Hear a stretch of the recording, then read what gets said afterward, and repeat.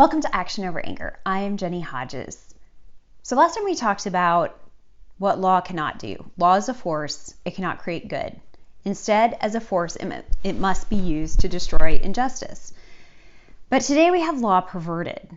Our prisons are full of people who are there for victimless crimes, which is an attack on their person, a theft of their person, and a theft of their liberty and their right to property.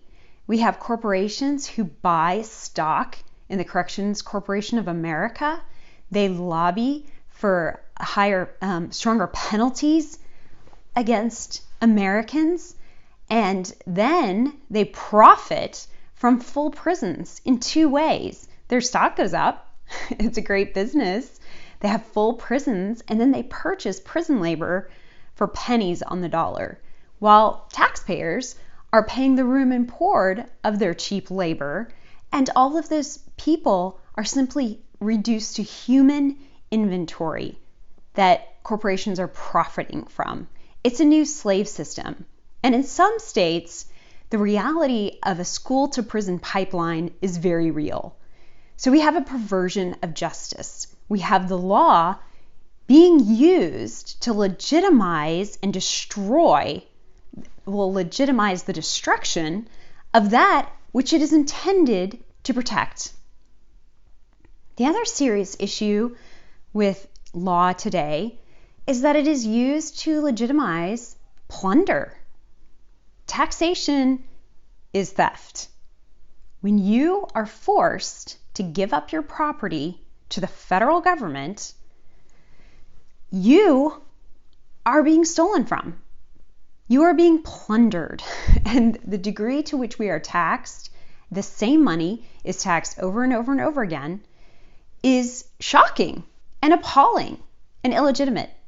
And right now, with COVID going on and these checks showing up in our bank accounts, it isn't that the government acknowledges that they have plundered from us, taken our tax dollars, and are now giving our tax dollars back, but instead, they're giving you a present of stimulus money instead of giving you back your own property. And what happens when Congress votes to remove 10% of your bank account? And they just take it out, same as they put money in. It's pretty horrifying, the kind of power and control the U.S. government imagines itself to be in possession of. So the law has become a tool to justify immoral behavior and justify tyranny. And American jurisprudence has become a complete joke. In some states, animals actually have more rights than human beings. And the absolute right to life, liberty, and property of every human being and group is not dependent on your country, your citizenship, your color, your religion, your sexual orientation. All these things are irrelevant.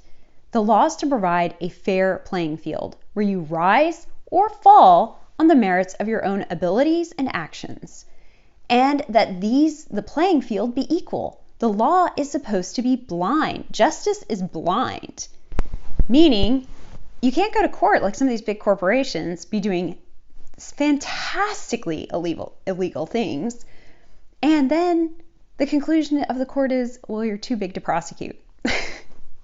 Which happens in jurisprudence today.